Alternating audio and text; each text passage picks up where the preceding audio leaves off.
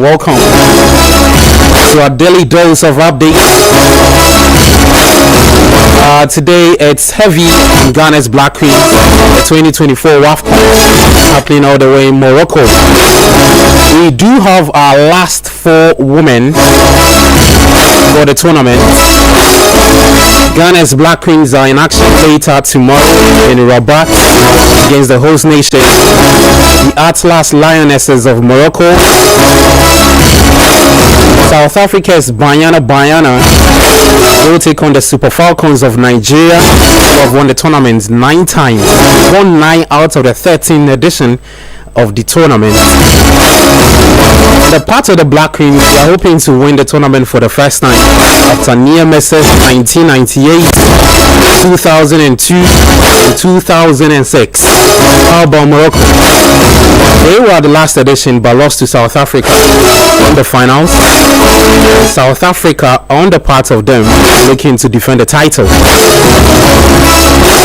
We'll get into that conversation, and of course we'll talk about Liverpool. Hugo Ekitike. Hugo Ekitike. Had all sorts of funny names, but you know. And then a bit of some boxing update. Alexander Usyk and Daniel Dubois for the weekend. That is also on the table to discuss. Marcus Rashford, Barca bound. Mohammed Kudus grabbed an assist for Spurs debut. He won by 2-0.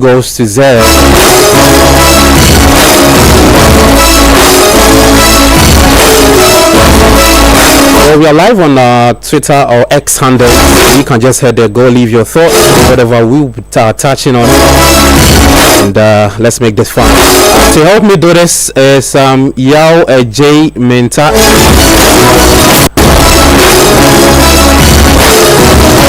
Alright, so we're also live on YouTube. You can also head there and leave your thoughts. Citi Sports GHA. I'll be glad to read it. I've got Bernard Abeku in studio with me, and Yao J Minta, my 2 good friends, to do the discussion. And I know they are super excited. Guys, it's good to be here again. Same here. Good to hear. Well, we are all rocking white. So white angels on the Citi Sports decks today. Smooth. Representing victory for Ghana's Black Queens, I believe. Later tomorrow. Yeah. We'll get into that conversation a bit later. But let's just start off with the general conversation around the WAFCON. We have our 4 countries making the semi-finals. So South Africa, Ghana's Black Queens, the Super Falcons of Nigeria, and the Atlas Lionesses of Morocco. Let me start off with you, Bernard. Of course, if you look at the 4 countries, ever since the competition started in 1998, I believe, they've been to the semis or the finals. The last 4 countries that we do have now, ever since the competition started from 1998 to now, they've either made the semis or the finals. Nigeria have been there in the last 9 editions. Morocco have been there. Ghana's Black Queens have been there 1998, 2002, 2006. If you're able to go, it will be our 4th final. South Africa have also been there. So Nigeria the most decorated with trophies, followed by Equatorial Guinea, who've won it twice, and South Africa once. Morocco are looking to win it for the first time. Just your initial thoughts on the final 4. Look, I want to be self-centered a little. You know, Ghana's gotten this story. I want to be biased. That's what you want to say. I should have quoted that to we don't understand where you're coming from, so it's fine. Look, we've got a story history when it comes to this tournament. Unfortunately for us, we've not been able to clinch the all-important title. It's super important, but for records and numbers, we fit where we are now. You mean you're part of the big girls? You're part of the big girls.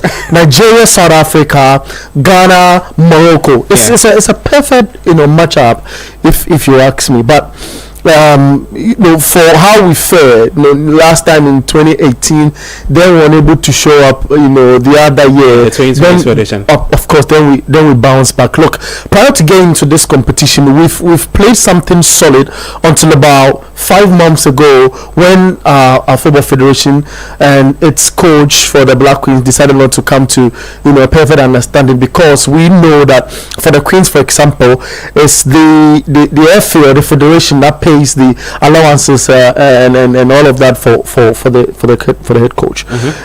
It's again paramount to note that the Queens have not taken their legs off the pedal.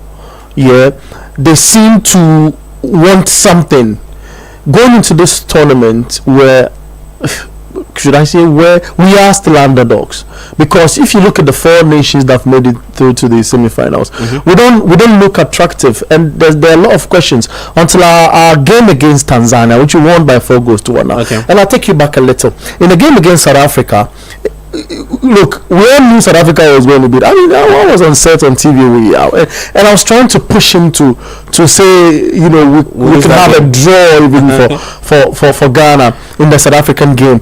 But look, it was just done and dusted. We just needed to be there in person. I think the occasion got to the girls too late. So South Africa showed up and beating us by 2-0. But the girls picked up quickly against Mali. I thought Mali were going to beat us, so I didn't give us a chance. So, I mean, if you speak to a lot of Ghanaians, they knew that we were going to come home after the Mali game. And we were able to play 1-1 with the Malians, and then we got an opportunity against Tanzania. The girls knew it was a do or die affair, and in fact Tanzania was the side that was tipped in the group that we can really match, so it was then good to play them in the third game, wasn't it? Then we were able to beat them by 4-1, and that's what registered confidence in the girls. That's what jerked their energy up. That's what made them believe once again, especially going into another game against a side that's fetching 1-0, 0-0, not being able to score in Algeria, but structurally very good in defending and the shifting here and there in the game. They got an opportunity. We were able to hold them in 90 minutes. Of course, they were unable to score, but get through to the penalties. And I pushed Yao again to find out if Conlan is the girl for our post, because look, we have a mix of the local folks also with our girls. Prime of them is Safi Amenyaku, who was imposed the last time here in the country during our Hules turn. We were looking for a slot into the AFCON proper, but didn't really fare well. So I was thinking that Safi Amenyaku should be given an opportunity. But I was strong on the grounds to say that look, he believes that a girl like Conlan in post should be kept, because some players grow with confidence into the game, and she showed that and surprised a lot of Ghanaians and myself in post from the sport when we had a sport kick the last time. She was so instrumental to our qualification to the next phase of the competition. Her composure and her ability to know that second save she did, the ball was going to fly in the air, and she should keep her head and her gloves up in the sky to make sure that ball does not get into the back of the net. It was quite instrumental, the fashion in which these girls have done it, and all praise to every part of the departments that surround this team. For example, the sports and recreation ministry as well, getting to pay the girls their allowances of $2,000 for the number of days they spent there in this competition. It gave them energy as well to go into the game. I feel the girls want it, even though yes, we are still underdogs. We were unable to score in that game against Algeria, but they look like they will be a threat against Morocco. Morocco. Okay. Because Morocco, when you pair Ghana and Morocco, it's like PSG Chelsea. All the odds were going for PSG in that game in the FIFA Club World Cup. And here, I know tomorrow is a Moroccans who people tape. Of course, they have the home support. If you look at the number of games that's been played in this tournament, they've had massive numbers going into the facility to support them. Okay. So it's good, but they've been standout. Okay. Isn't it? I feel this is the game that boy is going to paint a perfect picture, if not a better picture, of the kind of footballer she is. I feel it is the game that Doris Boudou is going to score. She's been very disappointed by the tournament. I agree. Evelyn did the same. I agree, but she's had a compelling season, or if you want, a season full of bliss. That's won her the awards at the Ghana Football Awards. That's myself and Yaw attended, and it takes a lot of hard work for you to get to that podium and take a trophy, if you want, a laurel for that. So she has done that. I think I feel the weights and the workload in the season has a bit of toll on her. Her movement is still good. It is about her finishing, because she's a striker and she needs to be taking them chances, and she's not been able to do it well. But I feel if you are lacking in that sense, you should be a team contributor, isn't it? Trying to move a little deeper, picking balls and releasing those balls to your friends up front to be finding the back of the net. So I feel the girls will come good and solid stuff to grace us until a brilliant footballer she is. She's also been one of the outstandings in the game. It has been good so far. I love the energy and the zeal of the girls to run throughout 120 minutes. You never know what surprise we have for Morocco. Well, that game is later tomorrow at 7 p.m. at the Olympic Stadium in Rabat. Let me just quickly run you through the top goal scorers for the competition so far, just in case you're wondering. We've got some players from Ghana in there as well. So Morocco's Ghislaine Shabak has got 4 goals, followed by Senegal's Nguena Ndiaye with 4 goals. She's out. Ibissam Jiradi of Morocco, 3 goals. Chinwedu Ihiezo, she's got 3 goals. Barbara Banda, 3 goals. She's also out of the tournament. Rachel Kundananji, also 3 goals. Mama Diop, 2 goals. Alice Kusi of Ghana with 2 goals, and Aissat Traoré of Mali with 2 goals. So the Malians also out of the competition. Well, let me bring you into the conversation. Just quickly talk to me about, I'd love to hear from you on that South Africa Nigeria matchup. It's the 9-time AFCON or WAFCON champions up against the 1-time or the defending champions. Nigeria have got a lot of talent, quality in that squad. Even though some players dropped, but they've been able to rely on some key players. Michelle Alozi is one. What's her name? Aisha Toshola, also another player. Esther Okoronko is another player for the Nigerians. Just what are you looking out for in that first matchup between Day and the Super Falcons of the Bayana of South Africa? I see Nigeria beating South Africa straight away. I'm looking at South Africa have not started. They did not start well.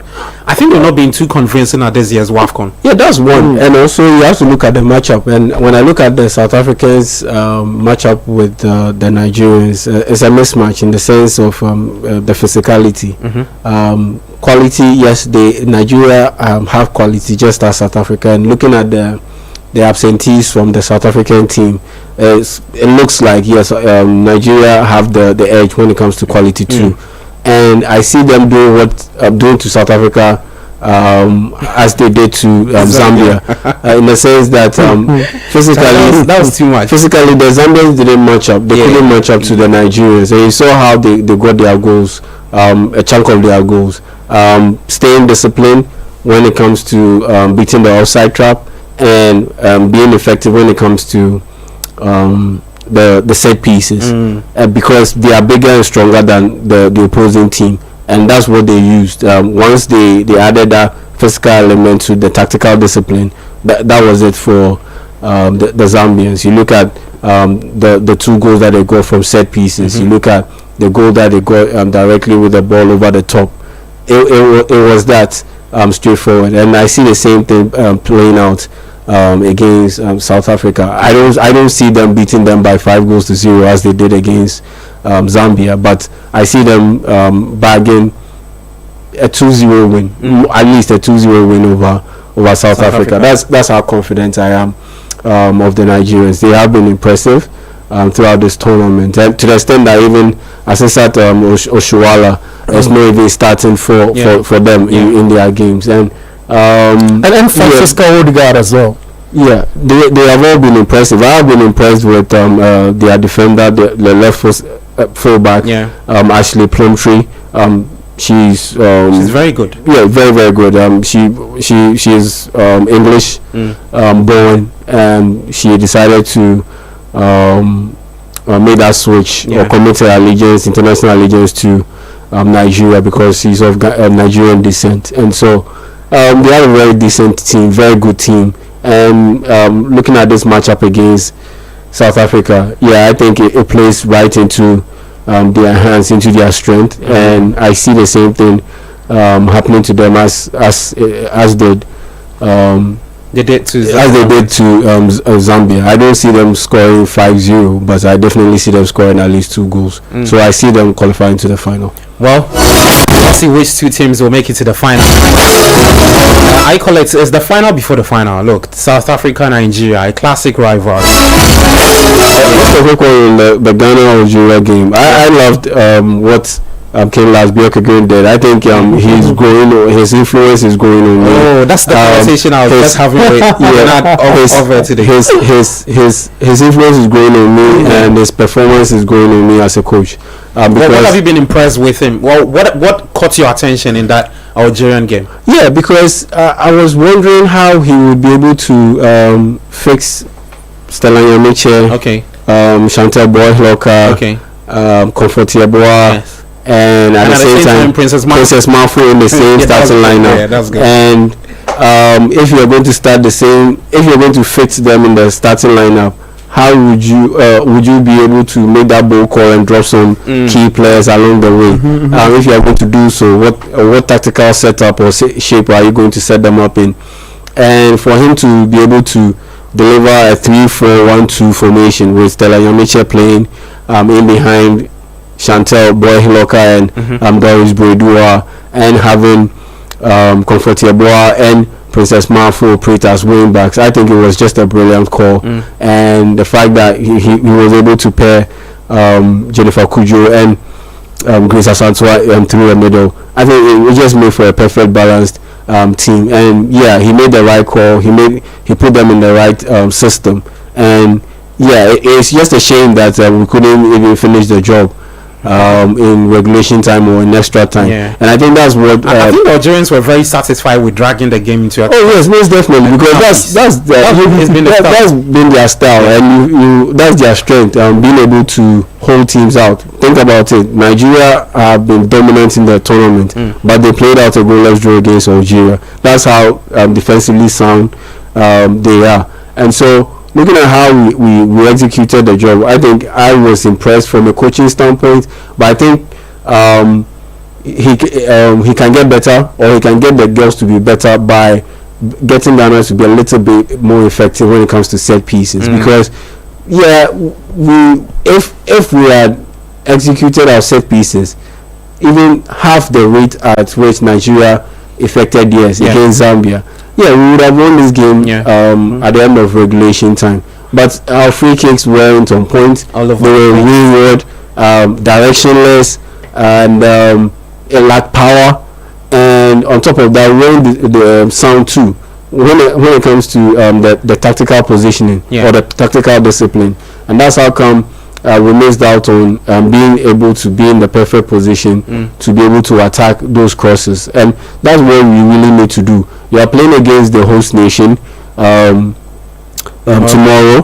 The chances wouldn't come as many as you would like, because at the end of the day, I foresee Ghana playing a very defensive first style of game. We are at a disadvantage anyway, because one, you are playing against the host nation. Two, Morocco played on Friday. We played on Saturday. So we have a day less of rest compared to Morocco. And on top of that, we played out 90 minutes regulation time and added on extra time. And before we managed to get our win, but Morocco wrapped their win over Mali 3-1 at the end of regulation time. So there's a disadvantage again on our end on that front too. So we should conserve as much energy as possible and ensure that we take advantage of the set pieces, because we can utilize the speed and athleticism of our front line to be able to counter attack against the Moroccans. Once we do that, we should be able to get a couple of set pieces. That's how we utilize them. That's what will likely determine our chances of being able to make it beyond the semi-final and make it to the final. Okay. Well, so that's it. So it's Ghana taking on Morocco later tomorrow. Just for context sake, Morocco actually boasts one of the tournament's best attack. They've got 10 goals in 4 matches. And they're part of the Black Queens. They also boast one of the best defensive records. Only 2 goals conceded. Well, let's see. Another thing, 3 goals. It should be 3. Yeah, we considered twice against South Africa and considered one against Mali. Okay. And one against Tanzania too. So actually 4 goals. Okay. Yeah. So 4 goals. But just talk to me about one thing I saw in that clash between Morocco and Mali. Of course, Morocco, the host nation. I'm sure you saw the people who thronged the stadium full to the Raptors. Everybody supporting Morocco. What do you think this would do for the Black Queens and Kimlas Bjorgren himself? Well, the only thing you have to do is to keep cool heads. It's important. This is not the time to be jittery or thinking that. Have they got that? Sorry? For context sake, just 4 players have been at this occasion. Have played at the WAFCON before. A large chunk of the girls, this is their first time at the tournament. That's why you should have fun. Okay. This is why you should have fun. Tournaments give players opportunities to sell themselves, doesn't it? And this a huge platform. Platforms like that got players like Doris Boudouin, for example, to get an opportunity. Priscilla, Dubois, your list can go on and on and on. So it's a platform for you to be playing, at this level, to have your debut, and that's why Chantel Boy is not taking that for granted. Gives an assist and scores in addition, and plays quality good football because she knows the stage, and I'm sure her influence in the team also paints a better picture. So look, yes, it's the host nation. They're going to have the numbers behind them, but this is the real test. Whatever game that they've played, I feel the Queens should put at the back of their heads and then focus and tell themselves that, look, we played against Algeria. It was 120 minutes, but we had composure in the penalties, even though our legs were tired. This is where we have to prove our mettle, because we already came in as underdogs. For Morocco, there's pressure on them. It's a host nation. You are playing against Ghana, who were tipped not to be, even exiting their group, and they end up in a semi-final. Even though this competition is not going to grant you that access into the next World Cup, unless you go into another African Cup of Nations again. Look, it's an opportunity to then sell yourself for clubs. It's an opportunity to get close to winning your first AFCON. Since 1998, 2002, and the other year was 2006. And 2006. We've lost on all 3 occasions to Nigeria. Yeah. They've been a thorn in our flesh in a minute. For a minute. And it is why we have to go 2-0, 2-0, 1-0. Yeah. You see, when the test came to Chelsea to prove their mettle, and let's not forget, Nigeria have already beaten us in the friendly we played. Yeah, right. Yeah. Won. And South Africa as well. And we lost to Morocco also in one of the friendlies, 1-0. So I think Kim has a very good picture or a sense of what's to come against Morocco. And if you're able to go past Morocco, face either Nigeria or South Africa. We've already played South Africa in the group stage too. We played Nigeria in one of the friendlies. Yeah, you've played Morocco in one of the friendlies. So you have look. See, the Moroccans are going to come with flair. They're not going to play like the Nigerians. Nigerians combine a bit of strength, in that. But for the Moroccans, they know that football is played on the ground, and for them it's about controlling the ball on the ground and looking for and making it quicker to look for chances up front. This is why we must be fully concentrated in the 90. The moment we concede first, it will be a problem. Okay. So we must. So a defensive approach in the first 45 minutes. That will be scarier. But how long can they do this? So I'm saying that we must take our chances. That's why I'm not looking even up front. But we're able to create chances. This team is prone to conceding. Yeah, that's goals. True. That's true. But if you take it from the friendlies to the only clean sheet we've kept is against Algeria. Yeah. Every time it's either 1 goal or 2 goals, we concede. So I'm interested to know. And I think I've realized one thing about Kim. He's kept the shape of the team where, in the sense, he goes with a back three every time. Right from the friendlies to the Algeria, he's always gone with a back three. I just hope that defensive shape works well against Morocco, because they are very relentless. So I'm calling for attention. You should be 100% focused in that game. A little bit of focus shift, and we are down by a goal to 0 already. And the moment we go down by a goal, watch our girls. Yeah. It eats them up psychologically. Okay. And then we begin not to play our passes properly together. Okay. The occasion got to us against South Africa. And the South Africans, I say, play with, they have experience, and they brought that to the party. The Moroccans, I say, are going to bring a bit more of the flair and combine that with pace. What do we have? Do we have to slow them down and rely on a quick break on the counter to utilize the strength of Doris Bredua and of course Chantel and the likes up front? Are we able to do that? If that key is going to work, per experience playing with Nigeria in a friendly, per experience playing one time with the Moroccans, that's our party, and that's the card we should use for us to get to them, because the fans are going to scream. Look, these North African countries have this nature. They support to the end.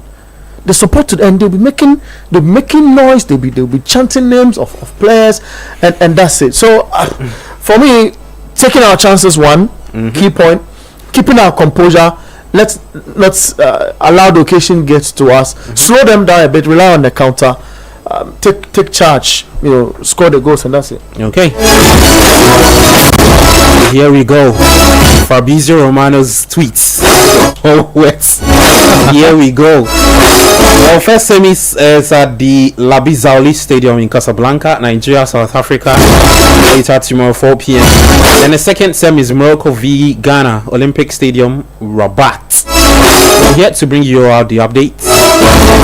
And the Black Queens make a first WAFCON final since 2006. Guys, just quick prediction. Your 2 countries to make it to the final, Bernard. Ghana, Nigeria. I just knew you do that. Yeah, I really want that. Ghana, Nigeria again. After what they've done to us. Yeah, because it will then charge us in a proper final, isn't it? Yeah. They've been for how many years? Okay. So the Jollof War.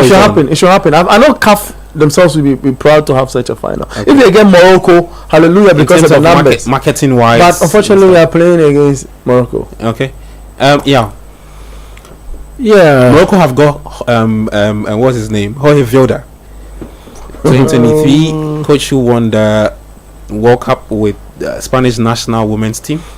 Yeah, I think Morocco win for me.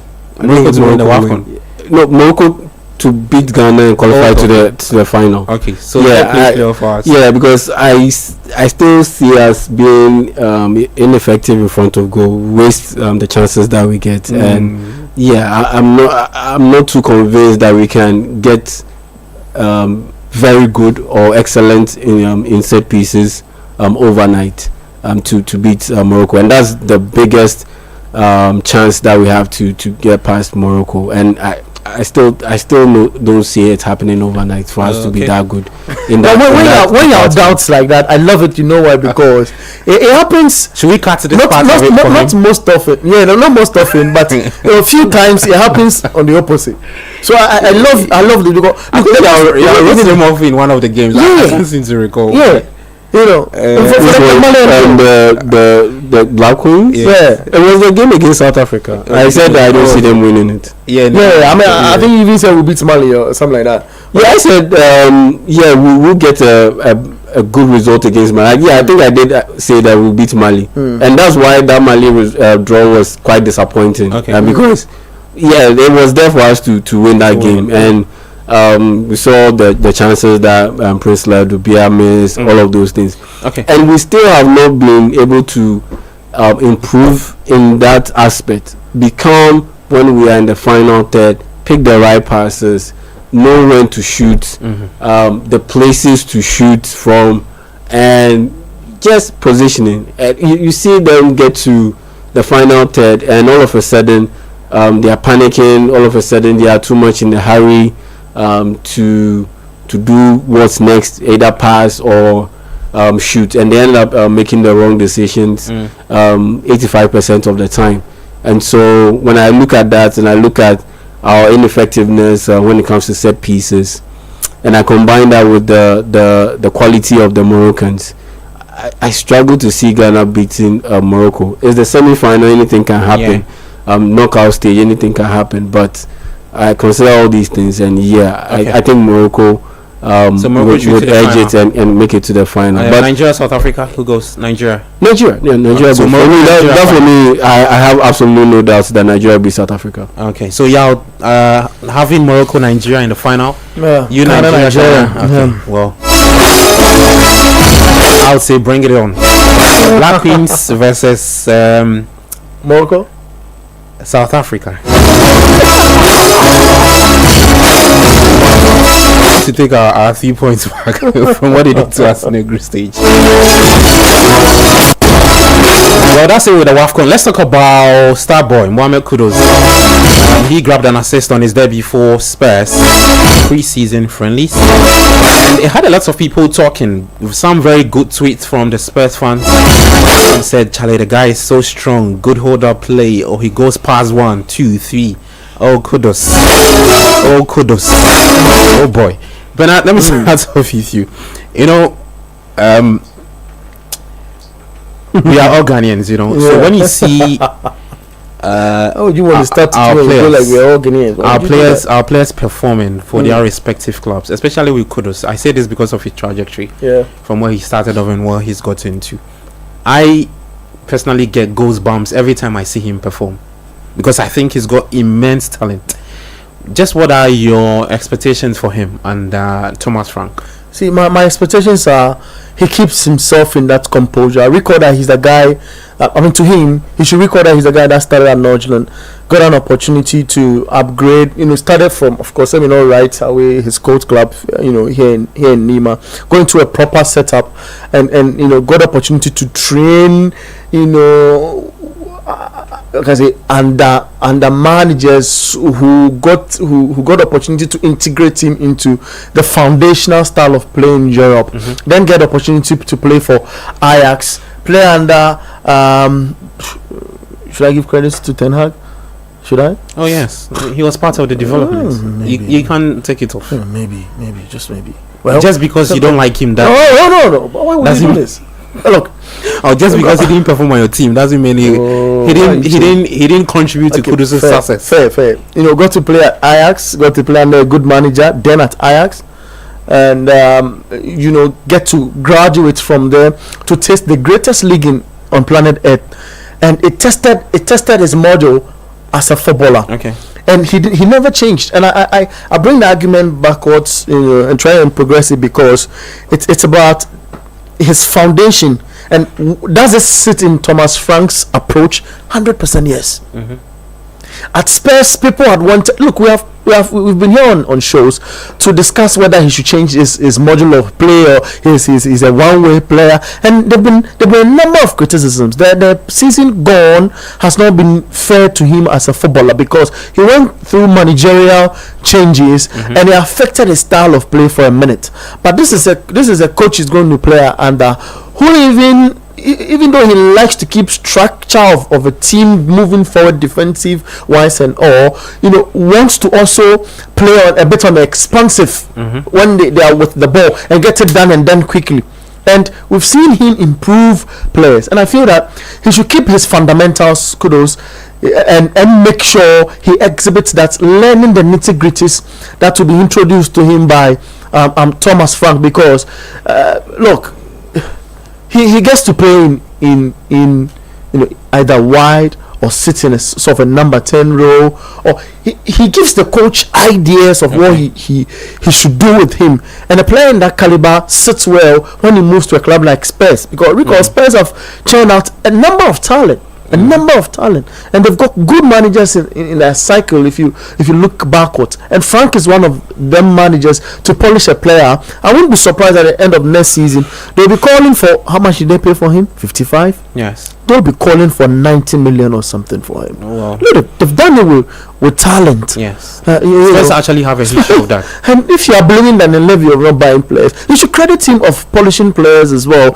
in terms of their value in the market. But the Spurs fans say they want to be competitive in Europe, so keep hold of our good players.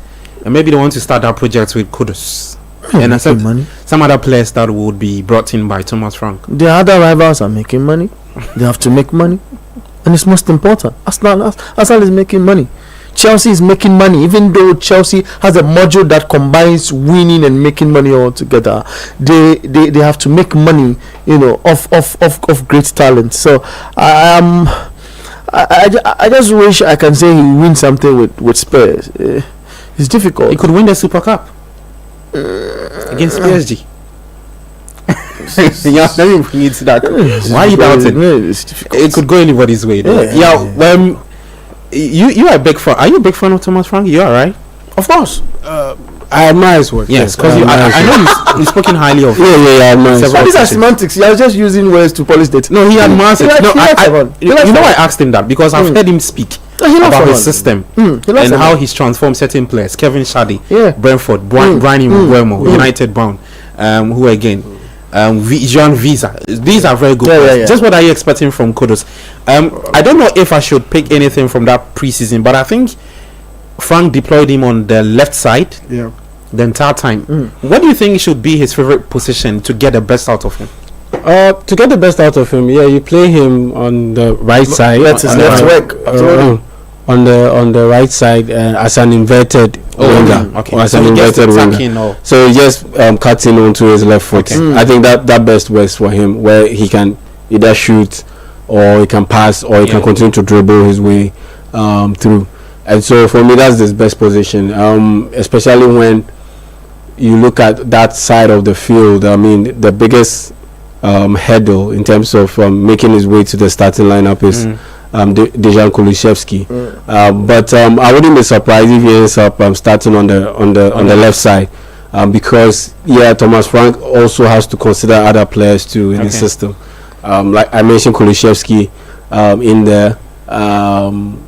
He is not as direct as Kudus, so he will generally struggle or largely struggle to play on the left side, unlike Kudus.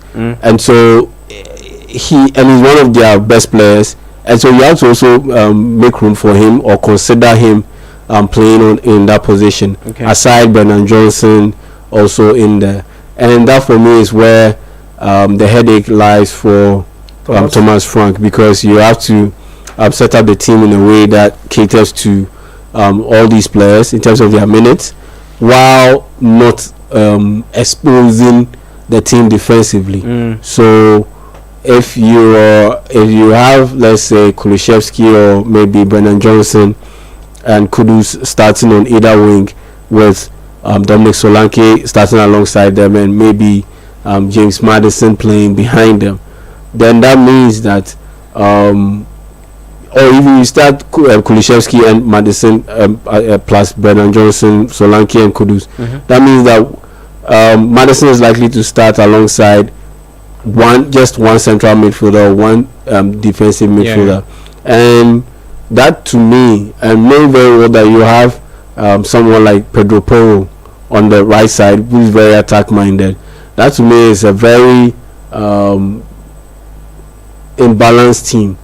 In the sense that you are heavy on the attack but quite light defensively. And maybe it might work when you are playing against the minnows, but against the big teams, it might be problematic. I mean, when you are playing the minnows or the small teams, quote unquote, let's say at home, they normally love to play quite deep, and so you need to overwhelm them with the quality in attack. And if you play such a system, it will work. Though you have to look out for the counter attack, but for the most part, it's likely that this system wouldn't be used by Thomas Frank.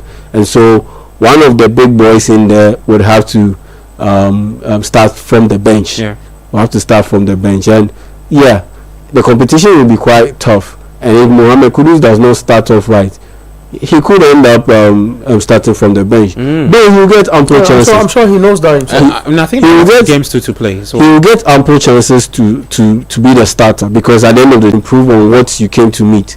And so if you get into such a position and you get handed a 55 million pound worth of talent in Mohammed Kudus, in Mohammed Kudus, you have to be able to excel. So if he is not excelling, the signing isn't excelling, and the pressure starts mounting on you, you definitely have to make a bit of changes. And forget even about the pressure from the home fans. Even in the dressing room, you want to ensure that meritocracy is the prevalent unit or the prevalent measure. And so if, let's say, Kulusevski starts off the bench and is doing well, or Brennan Johnson or Matai still starts off the bench, but come in, they do well all the time, and Kudus is starting ahead of them, but is generally struggling. There will come a point where you have to ensure that the dressing room remains sanitized, and that you can only do that by making the necessary changes. Okay. Well, all we say is that all the best to Ghana's Mohammed Kudus. I think the Super Cup is on August 8. I believe, yes, August 8. The last time I checked, before the season kicks off, around August 15. So we'll be keeping tabs on how he fares. Guys, just quick thoughts on Hugo Ekitike.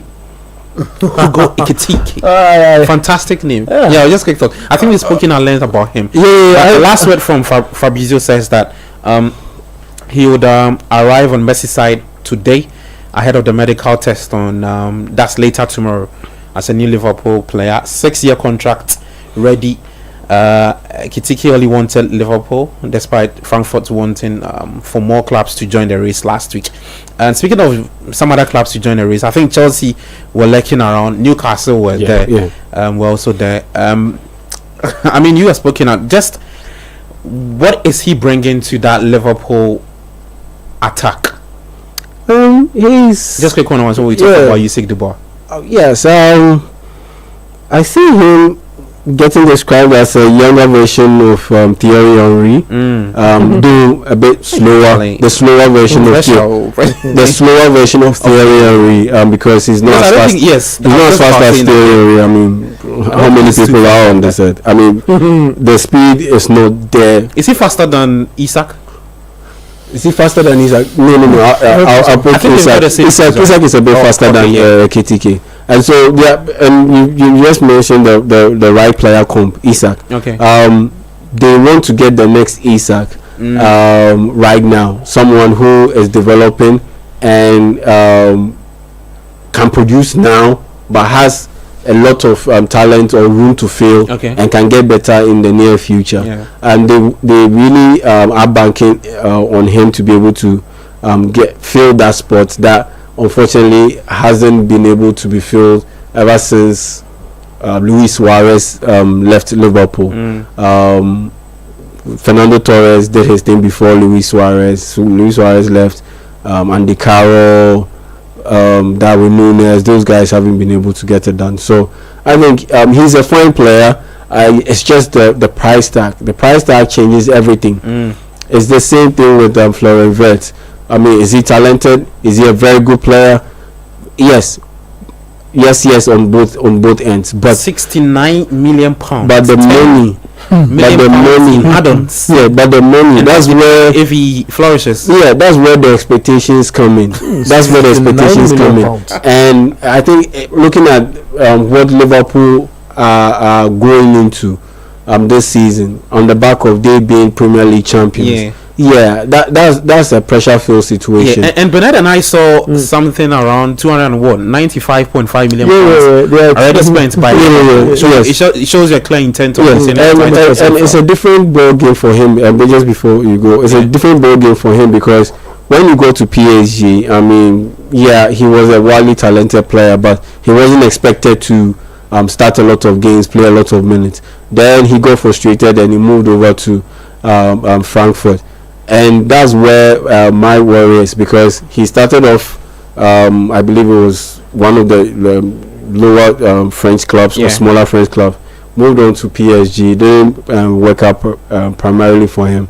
Then he moved over to Frankfurt. He has flourished, but I was thinking if it was, let's say, for 50 million, yes, then the pressure will be a bit less. He will be judged less harshly, and he will be allowed or given the room to grow. But with 69 million pounds, with 10 millions in add-ons, yeah, it could be a bit problematic, and he could end up being, let's say, the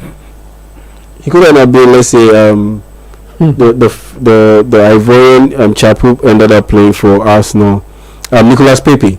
Nicolas Pepe. Okay, yeah. You look at his numbers. The left winger. Yeah, the left winger. You look at his numbers. It was not bad at all. Yeah. It was quite good, but because of the amount of money that was paid for him so and the expectations on him, you look at the numbers and you just oppose that with the fee.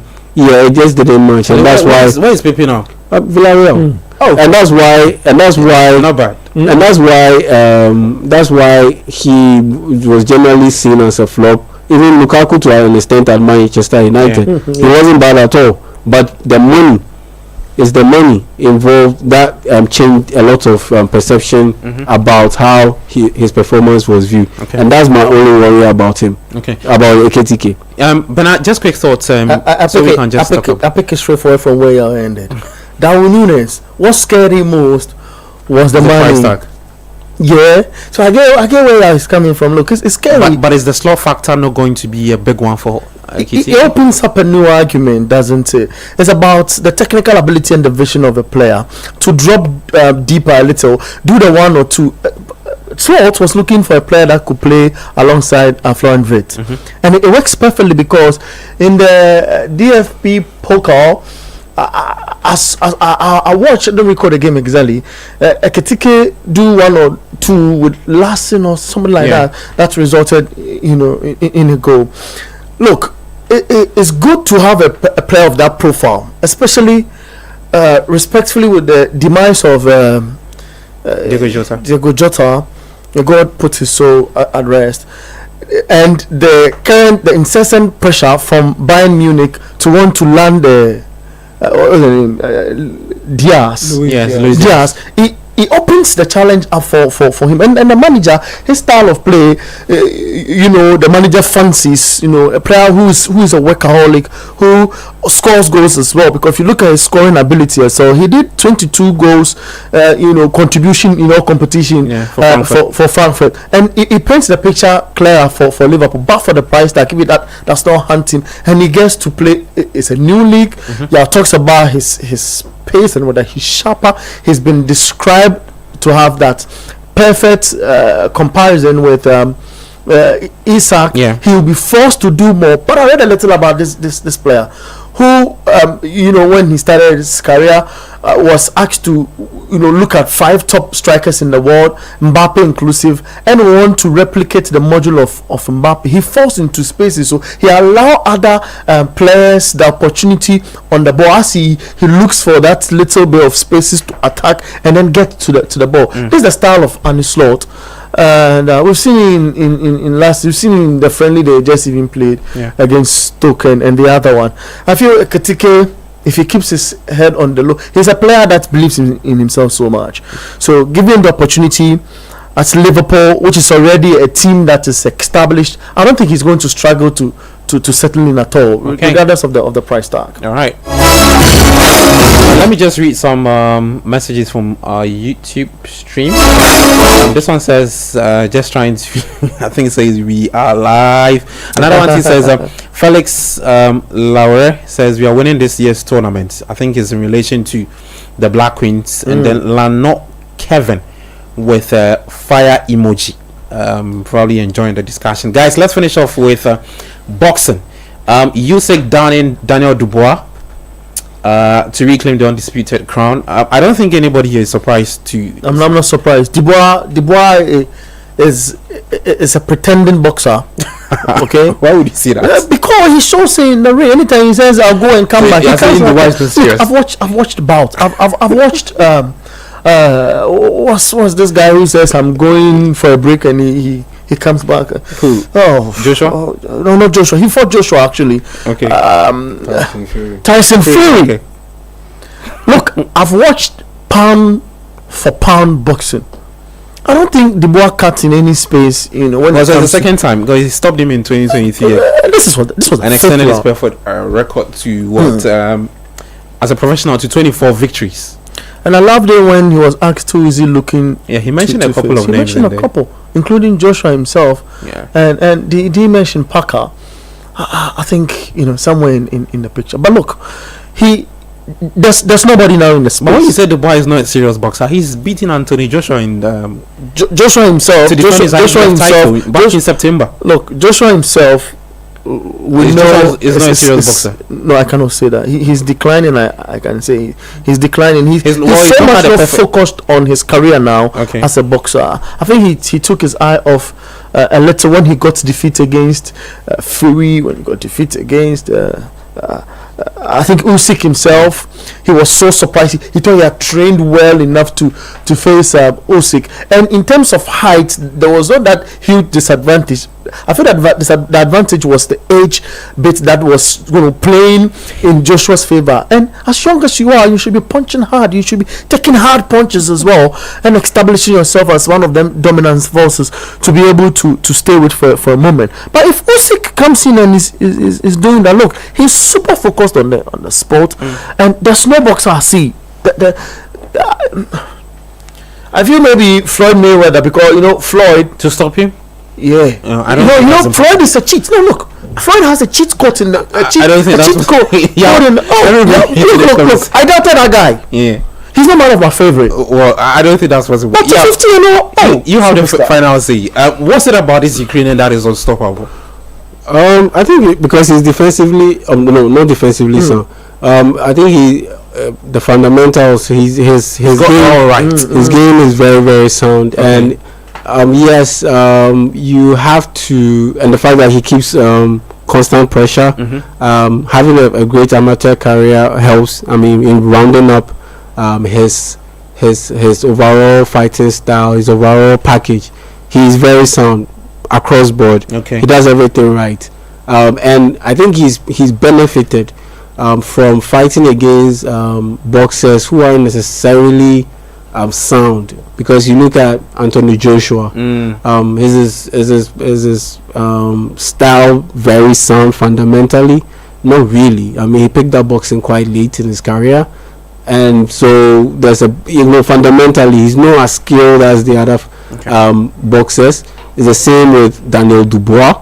You look at his style, it's not fundamentally sound. You look at Derek Chisora, all those British boxers that